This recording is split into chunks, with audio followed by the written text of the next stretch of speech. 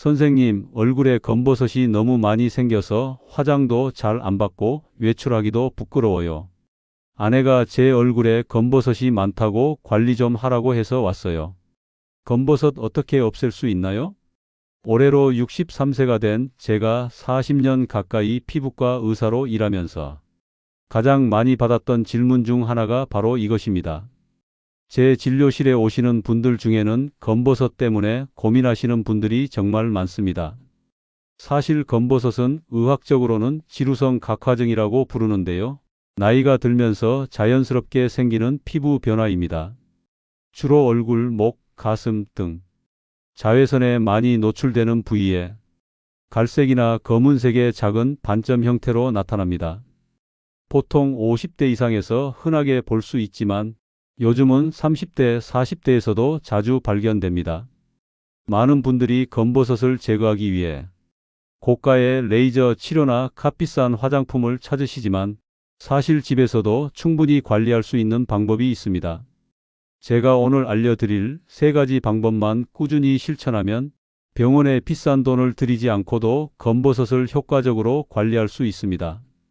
오늘 영상을 끝까지 시청하시면 집에서 쉽게 따라할 수 있는 검버섯 제거법과 함께 검버섯 예방에 도움이 되는 식품, 그리고 일상 속에서 실천할 수 있는 피부 관리 습관까지 모두 알려드리겠습니다. 영상을 시작하기 전에 구독과 좋아요 버튼을 눌러주시면 더 많은 건강 정보를 놓치지 않고 받아보실 수 있습니다. 그럼 지금 바로 시작하겠습니다. 안녕하세요. 피부과 전문의 김태호입니다. 먼저 검버섯이 왜 생기는지 이해하는 것이 중요합니다. 검버섯은 주로 나이가 들면서 피부의 각질층이 두꺼워지고 멜라닌 색소가 증가하면서 발생합니다. 자외선 노출, 유전적 요인, 호르몬 변화, 그리고 염증 반응이 주요 원인이 됩니다. 제 경우도 50대 중반부터 얼굴과 목에 검버섯이 나타나기 시작했습니다. 특히 젊었을 때 자외선 차단제를 제대로 바르지 않고 야외 활동을 많이 했던 터라 햇빛에 노출된 부위에 검버섯이 더 많이 생겼더군요.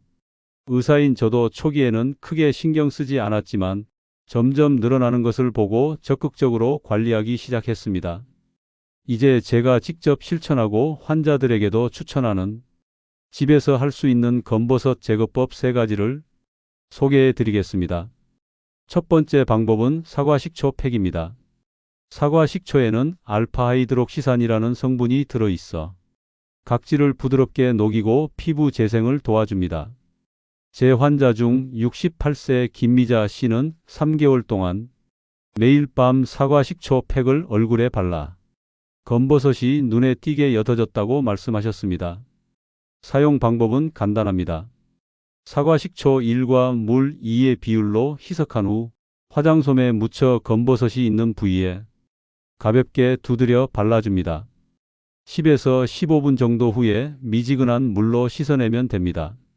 저는 개인적으로 일주일에 3번 정도 이 방법을 사용하고 있는데 6개월 정도 지나니 확실히 검버섯의 색이 옅어지는 것을 경험했습니다. 다만 주의할 점은 피부가 민감하신 분들은 처음에는 사과식초를 더 많이 희석해서 1대3 또는 1대4 비율로 사용하시고 자극이 없는지 확인한 후 농도를 조절하는 것이 좋습니다. 또한 사과식초 팩 후에는 반드시 보습을 충분히 해주셔야 합니다. 제가 항상 강조하는 것이 각질 제거 후의 보습이거든요. 두 번째 방법은 비타민C 세럼 활용법입니다. 비타민C는 강력한 항산화제로 멜라닌 색소 생성을 억제하고 기존의 색소를 옅게 만드는 효과가 있습니다. 또한 콜라겐 생성을 촉진해 피부 탄력도 개선해 줍니다. 제 진료실에 오셨던 55세 박미숙 씨의 사례가 기억에 남는데요. 이분은 얼굴 전체에 검버섯이 있어 늘 화장을 두껍게 하셨습니다. 제가 비타민C 세럼 사용법을 알려드리고 3개월 후 다시 오셨을 때 검버섯이 확연히 옅어져 있었고 환자분도 매우 만족해 하셨습니다. 비타민C 세럼은 시중에 다양한 제품이 있지만 농도가 10에서 20% 정도 되는 제품을 선택하시는 것이 좋습니다. 너무 높은 농도는 피부 자극을 일으킬 수 있거든요. 저는 환자분들께 항상 15% 농도의 제품을 추천합니다. 사용 방법은 세안 후 피부 결을 정돈한 다음 검버섯이 있는 부위를 중심으로 비타민C 세럼을 두세 방울 떨어뜨려 가볍게 두드려 흡수시킵니다. 아침, 저녁으로 하루 2번 사용하는 것이 가장 효과적입니다. 비타민C 세럼 사용 시 주의할 점은 처음 사용하실 때는 피부 반응을 확인하기 위해 팔 안쪽에 소량 테스트해 보시는 것이 좋습니다. 또한 비타민C는 공기와 접촉하면 산화되기 쉬우므로 사용 후에는 즉시 뚜껑을 닫아 어둡고 서늘한 곳에 보관하셔야 합니다. 세 번째 방법은 레티놀 크림 활용법입니다. 레티놀은 비타민어의 유도체로 피부 세포 재생과 턴오버를 촉진하는 효과가 있습니다. 오래된 각질을 제거하고 새로운 피부 세포 생성을 도와 검버섯을 옅게 만들어줍니다. 제 환자 중 60세 김민철 씨는 이마와 관자놀이 부분에 진한 검버섯으로 고민하셨습니다. 레이저 치료를 고려하고 계셨지만 제가 레티놀 크림 사용법을 알려드리고 4개월간 꾸준히 사용하신 결과 레이저 치료 없이도 검버섯이 많이 개선되었습니다. 레티놀 크림 선택 시에는 처음에는 낮은 농도 0.25에서 0.3%부터 시작하여 피부가 적응되면 점차 농도를 높여가는 것이 좋습니다. 저도 처음에는 0.25% 제품으로 시작해 현재는 0.5% 제품을 사용하고 있습니다. 사용 방법은 저녁에 세안 후 피부가 완전히 마른 상태에서 검버섯이 있는 부위에 콩알 크기만큼 소량을 바르고 가볍게 마사지하듯 흡수시킵니다. 레티놀은 자외선에 민감하기 때문에 반드시 저녁에만 사용하시고 다음날 아침에는 꼭 자외선 차단제를 발라주셔야 합니다. 레티놀을 처음 사용하시면 약간의 건조함이나 가려움, 피부 박리 현상이 나타날 수 있습니다. 이는 레티놀의 정상적인 작용으로 보통 2에서 4주 정도 지나면 피부가 적응되어 증상이 줄어듭니다. 하지만 심한 자극이 있다면 사용 빈도를 줄이거나 더 낮은 농도의 제품으로 바꾸는 것이 좋습니다. 저는 환자분들께 처음에는 일주일에 2에서 3회만 사용하다가 피부가 적응되면 매일 사용하도록 권합니다. 지금까지 소개해드린 3가지 방법, 사과식초 팩, 비타민C 세럼, 그리고 레티놀 크림은 모두 가정에서 쉽게 실천할 수 있는 방법들입니다. 하지만 이 방법들만으로는 부족합니다. 검버섯 관리에 있어 가장 중요한 것은 꾸준함과 함께 생활 습관 개선입니다. 제가 수십 년간 환자들을 진료하면서 깨달은 것은 외부적인 관리만큼 내부적인 관리도 중요하다는 점입니다. 이제 검버섯 예방과 개선에 도움이 되는 좋은 음식들을 소개해 드리겠습니다. 첫째, 항산화 성분이 풍부한 과일과 채소입니다. 블루베리, 라즈베리, 딸기, 토마토, 시금치, 브로콜리 등의 풍부한 항산화 물질은 체내 활성산소를 제거하고 세포 손상을 막아줍니다. 제 환자 중 71세 황옥자 씨는 매일 블루베리 한 컵을 섭취한 후 6개월 만에 피부 톤이 전반적으로 맑아졌다고 말씀하셨습니다. 둘째, 오메가3 지방산이 풍부한 식품입니다.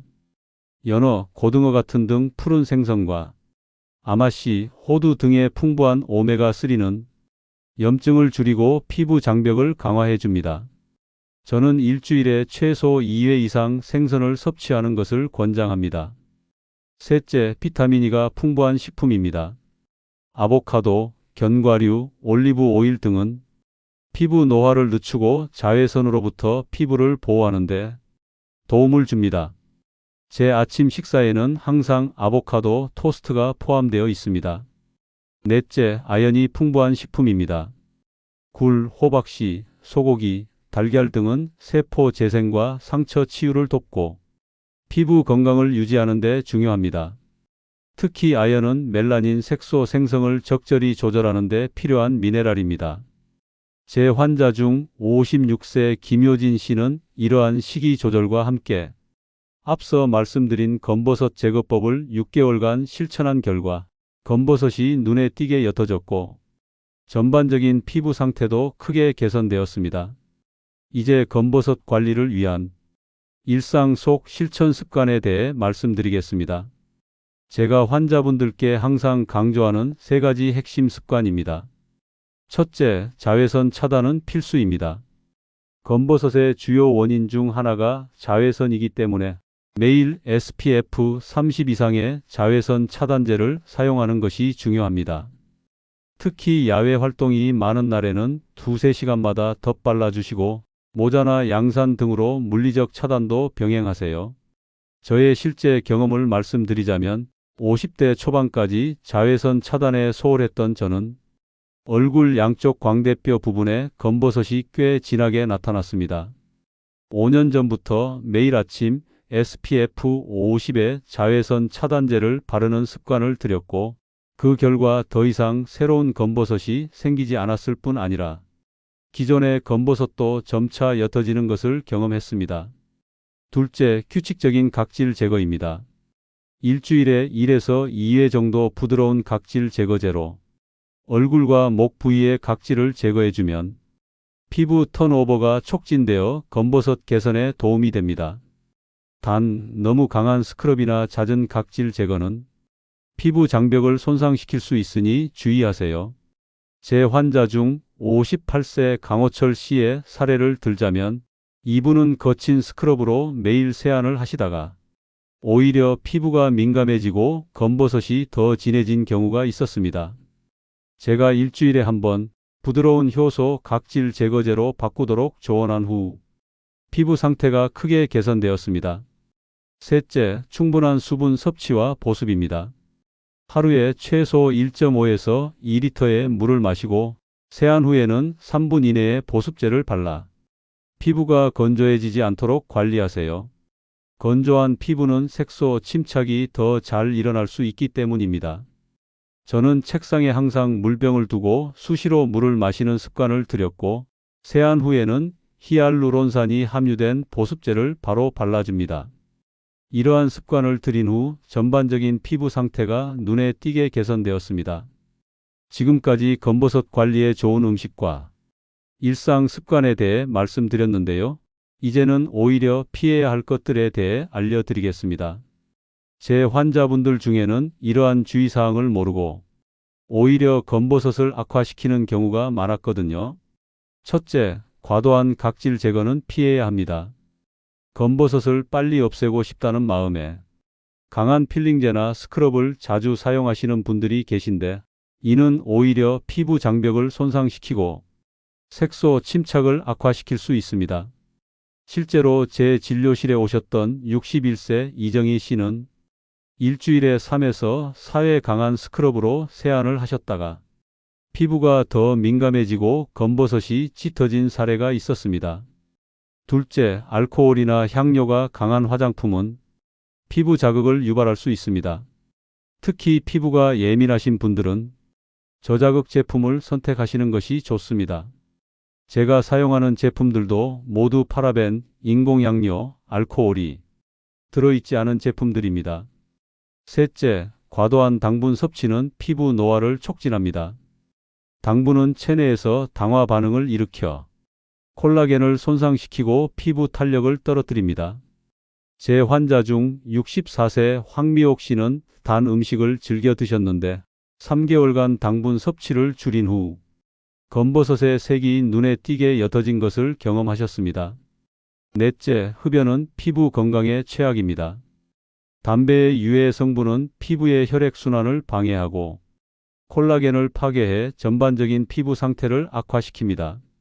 제 환자 중 30년간 흡연하신 65세 박호철 씨는 금연 6개월 후 피부 톤이 밝아지고 검버섯도 옅어진 것을 경험하셨습니다. 마지막으로 스트레스도 피부 건강에 좋지 않습니다. 스트레스는 호르몬 불균형을 일으켜 색소 침착을 악화시킬 수 있습니다. 규칙적인 운동, 충분한 수면, 명상 등으로 스트레스를 관리하는 것이 중요합니다. 저도 매일 아침 30분간의 산책과 저녁에 가벼운 요가를 통해 스트레스를 해소하고 있습니다. 여기까지 집에서 할 수 있는 검버섯 제거법과 예방법에 대해 상세히 알려드렸는데요. 이제는 언제 병원을 찾아야 하는지에 대해 말씀드리겠습니다. 피부과 의사로서 가정 케어의 한계도 인정해야 합니다.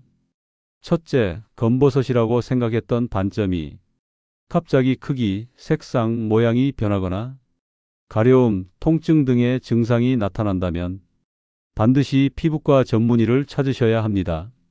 이는 악성 흑색종 등의 다른 피부 질환일 가능성이 있기 때문입니다.